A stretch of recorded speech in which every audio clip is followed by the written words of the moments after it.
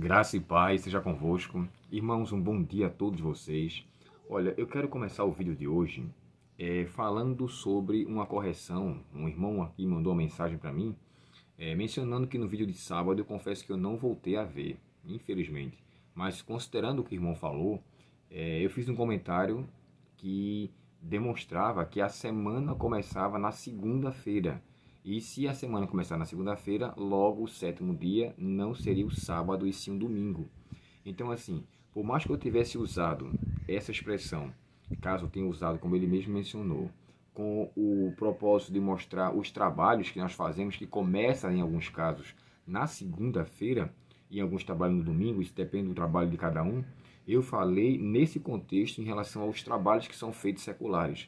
Mas se deu a entender que eu estou trocando o sábado como o sétimo dia, ficando assim o sexto, então eu faço a correção, agradeço ao irmão pela contribuição, pela ajuda, e na verdade, claro, né, a semana começa com o domingo e não com a segunda. O nosso calendário ainda está assim. Olha, você encontra aqui ó, o sábado como o sétimo dia, né, perdão, que é o domingo. Olha, fazendo uma lambança aqui já.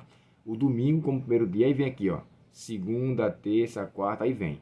Aí o sétimo é o sábado. Não se surpreenda se você encontrar algum calendário que é o contrário. O calendário de alguns irmãos começa que o primeiro dia é o sábado. Logo, se o primeiro dia for o sábado, o sétimo será o domingo. Não tem como, né? Até a palavra sábado quer dizer sétimo dia. Quer dizer Shabat, melhor dizendo. O sábado quer dizer descanso. É o dia de descanso do qual Deus colocou. Tanto do hebraico Shabat, quanto do grego, que é o Sabaton. Então, assim, as expressões querem dizer descanso do sétimo dia. E fazendo essa correção, eu quero deixar aqui claro que se eu falei com dando a entender isso, então eu estou aqui desfazendo e corrigindo. Na verdade, o sétimo dia é muito claro quando Deus proclamou ali os 10 mandamentos, e até antes, né? Quando ele fala para Adão que o sétimo dia Deus terminou todas as coisas. Aí quando a gente vê sétimo dia, o nome sábado ainda não aparece.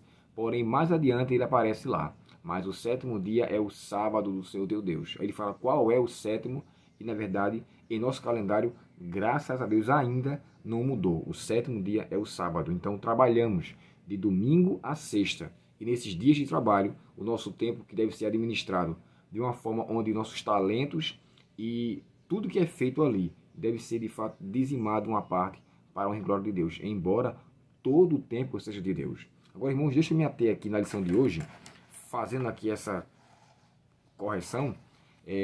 A lição de hoje fala sobre onde fica a casa do tesouro. Eu vou tentar ser breve porque o assunto é um pouco extenso. E muitos entendem que a casa do tesouro seria a igreja.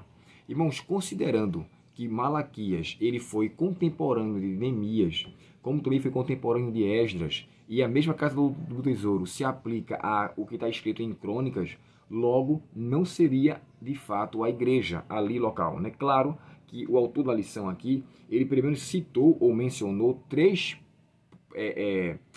momentos onde era chamado a casa do tesouro. E por que eu falo de momentos? No momento patriarcal, a casa do tesouro era o tabernáculo ou o santuário, que era uma tenda onde ela era móvel. Mais adiante aqui ele fala de um outro templo que era lá em Siló. Também ali era chamado de casa do tesouro e tinha uma parte ali. Mais adiante é falado sobre o templo permanente, que era o templo de Jerusalém. Porém, uma coisa que me chama a atenção, quando Neemias, e embora você fale assim, Masabel, Neemias está escrito até antes de Salmos, e Malaquias é o último livro da Bíblia, como então poderiam ser contemporâneos? Não se deve considerar, irmãos, que os livros a serem escritos, eles foram escritos em ordem cronológica, né? Um foi primeiro que o outro e depois que o outro. Não. É tanto que o primeiro livro da Bíblia é o livro de Jó e não o livro de Gênesis. Embora, claro, as histórias de Gênesis, como é a história do começo, do início, ela faz menção, mas quando Moisés escreveu, ele escreveu primeiro o livro de Jó e não o livro de Gênesis. Assim como também o último livro do Novo Testamento não é o Apocalipse. E é bem provável que seja não só o Evangelho de João, como as cartas de João. Alguns enfatizam que seja bem provável que seja o Evangelho de João e não o Apocalipse. Então, assim, o período que se for escrito não deve ser confundido com o evento ali ocorrido. Claro, o evento de Gênesis ocorreu muito antes de Jó, até porque fala sobre o início de todas as coisas. Mas quando Moisés escreveu, Jó foi escrito primeiro.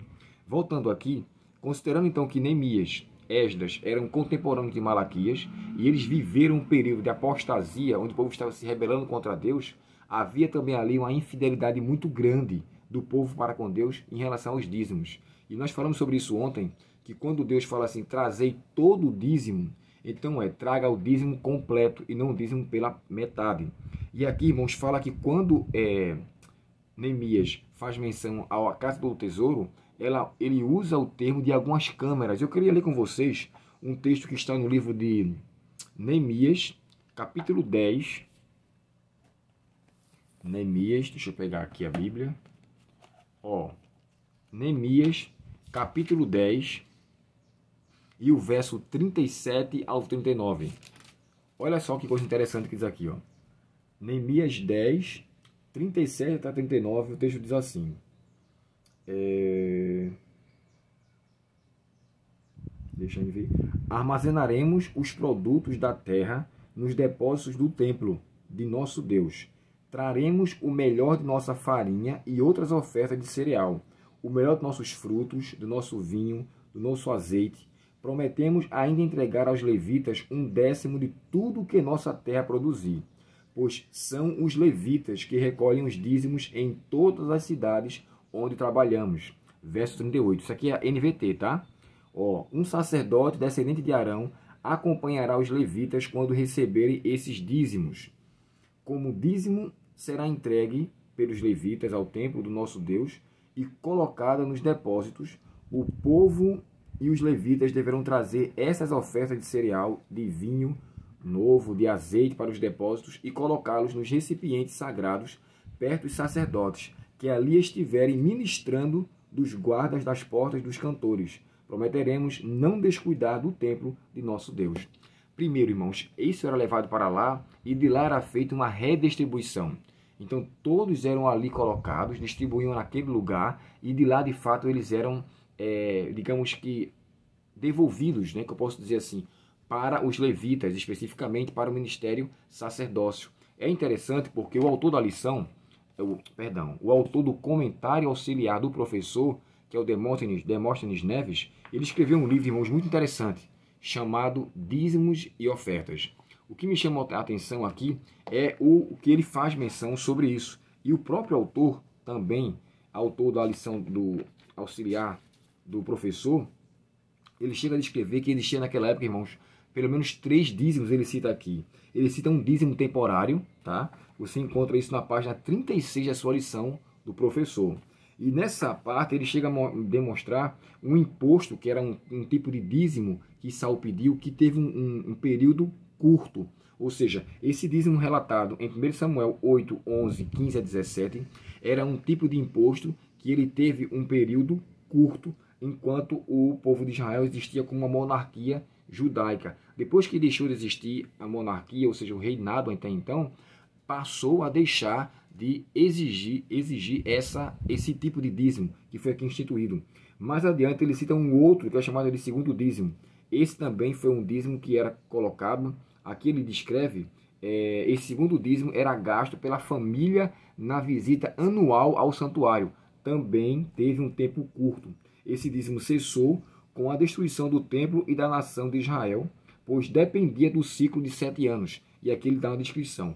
Porém, quando se menciona o dízimo ministerial, esse aí ele é perdurável. Esse não deixou de existir, não caiu em desuso, ele não teve um período que ele de fato foi extinto, como alguns lamentavelmente usam. O dízimo não deve ser mais devolvido. Irmãos, quando Malaquias descreve roubará o homem a Deus, ele está fazendo menção daquilo que na verdade permaneceu sendo instituído. E o próprio Cristo, quando ele fala no Novo Testamento, ele fala assim: vós dizimais do endro e do coentro e outras coisas mais, das ervas. Então, quando Jesus menciona, ele cita essa expressão, ele cita sobre uma expressão de uma prática que já existia. Então, assim, se o dízimo de fato permaneceu na época de Cristo e também na época apostólica, o próprio Paulo fala, né? Os que pregam o evangelho, que vivam do evangelho. Logo, não deveria ser, está no livro de 1 Coríntios, 2 Coríntios, melhor dizendo. Logo, isso não deveria ser, na verdade, comprometido ou deixado de uso. E agora eu fiquei na dúvida se é 1 Coríntios ou se é 2 Coríntios, quando Paulo fala sobre isso. Que os que vivem do Evangelho, que os que pregam o Evangelho, que vivam do Evangelho. E o viver do Evangelho envolve a viver através dos dízimos. Hoje, irmãos, nós podemos atribuir atualmente a Casa do Tesouro como as associações, as missões, as uniões, de onde na verdade vai todo o dízimo para lá. E graças a Deus, eu louvo a Deus pela maneira como a Igreja Adventista ministra o dízimo. Por quê? De acordo com o que Ellen White fala no livro chamado Mordomia e Prosperidade, que também, irmãos, só muda o título, tá? Se você tiver o livro chamado Conselho sobre Mordomia, pode fazer uso dele, que a página em si é igual. E aqui ela chega a dizer, olha, o emprego do dízimo. O dízimo, ele inclui os professores de Bíblia, e aqui são os obreiros, devem ser pagos do dízimo. Ele não deve ser dado aos pobres e não deve ser dado para as despesas da igreja. Por quê? Porque a igreja sobrevive de oferta. Por isso que o dízimo e a oferta eles estão em conjunto referente à fidelidade. Eu não posso devolver o dízimo e não devolver a oferta acreditando que eu estou sendo ainda assim fiel a Deus, como se a oferta fosse voluntária e o dízimo fosse um dever. Ambos são deveres. Quando ele fala roubará o homem a Deus, ele fala dízimos e ofertas. Então, assim, considerando que, na verdade, tanto o dízimo quanto a oferta estão no mesmo nível, considerando que o dízimo não deve ser usado para a manutenção da igreja local, como pagamento de água, de luz, zeladoria. Não, isso aí é mantido pelas ofertas que são concedidas. O dízimo ele é tão somente feito e usado unicamente para a distribuição e a causa do evangelho, não só para os pastores. Os pastores recebem uma porcentagem dele. Para se ter uma ideia, deixa eu ver se eu tenho aqui alguma coisa que eu possa mostrar para vocês. Não tenho aqui, rapaz, em minhas mãos. Ah, tá, pronto. Temos aqui. Ó, esse livro aqui, Bênçãos sem Medida, eles foram doados para a igreja em um determinado momento. Esses aqui também foi Administração Eficaz, também falam sobre dízimos e ofertas. Deixa eu mostrar para vocês. Eu não tenho aqui como mostrar de forma específica, mas eu me peço perdão, olha, esse outro aqui. Me peço perdão por ter me ausentado. Olha, o maior tesouro.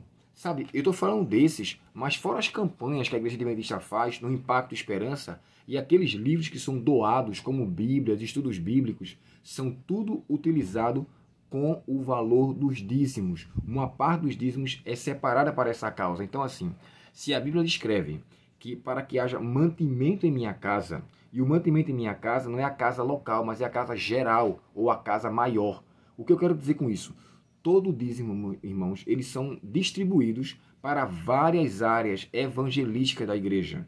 E a causa de distribuição de livros, os estudos bíblicos que muitos de nós recebemos para dar aos outros, é concedido de forma gratuita. A Igreja Adventista, graças a Deus, ela é muito transparente em relação a isso. E nós temos como saber, porcentagem por porcentagem, para onde vai todo o dízimo que a igreja de fato recolhe para a Casa do Tesouro, que seria aqui especificamente a associação da qual você faz parte em sua região.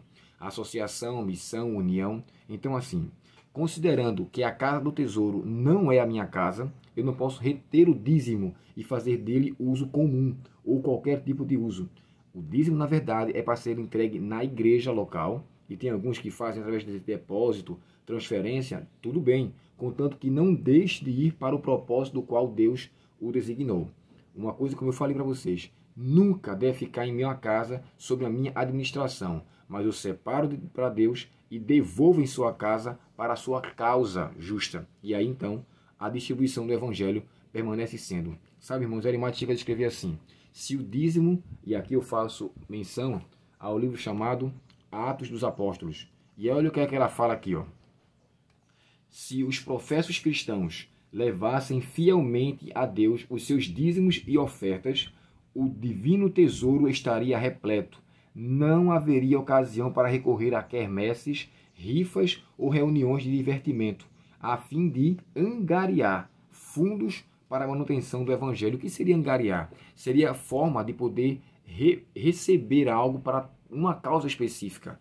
E aqui embora Ellen White não esteja condenando você fazer, às vezes, rifa, ou vocês fazerem, às vezes, os irmãos fazerem, às vezes, algum tipo de venda de lanche para ajudar especificamente os desbravadores, né? Desbravadores é um departamento da igreja que trabalha em prol dos jovens, dos juvenis, dos adolescentes, também de forma evangelística. Aí ela chega a descrever: se o dízimo e oferta fosse devolvido fielmente, não havia necessidade de fazer isso. Não precisava fazer campanha em prol dessas coisas. Então, assim, há uma necessidade muito grande. E aí voltamos já com aquela frase: a mordomia é um privilégio que Deus nos concede para o desenvolvimento no amor e para também nos proteger da cobiça e da avareza ou egoísmo. Então, assim, é um ponto que deve ser levado com consideração. Devolver o dízimo é um reconhecimento que somos por Deus abençoados e mantemos em alta a nossa fidelidade para com a sua causa. Que Deus, portanto, nos abençoe e nos conceda a graça de sermos fiéis a Ele naquilo que Ele nos pede, especificamente os nossos tesouros, para levarmos à casa do tesouro. Oremos ao Senhor. Querido Pai Celestial, nós muito te agradecemos pelo teu cuidado e pelo amor que o Senhor tem para conosco. Nos ajuda com fidelidade a devolver fielmente os dízimos e ofertas a Ti, sabendo que se retemos ele em nossa casa, estamos nos apropriando daquilo que não é nosso, pois tudo vem do Senhor. Dá-nos a Tua bênção, perdoa nossos pecados, dá-nos um dia com a Tua presença, Senhor, e nos ajuda a sermos sempre voluntariosos e devolver aquilo que lhe pertence, para que possamos manter a nossa fidelidade em alta. Nós te pedimos em nome de Jesus. Amém. Deus muito lhe abençoe, permaneça curtindo nossos vídeos, e sempre que tiver um ponto a comentar, pode não só escrever aqui, mas quem tem meu contato, fale comigo no particular, que eu terei toda a humildade para poder reconsiderar o que aqui foi tratado, tá bom? Deus abençoe vocês e conceda um dia em sua presença. Até o próximo estudo.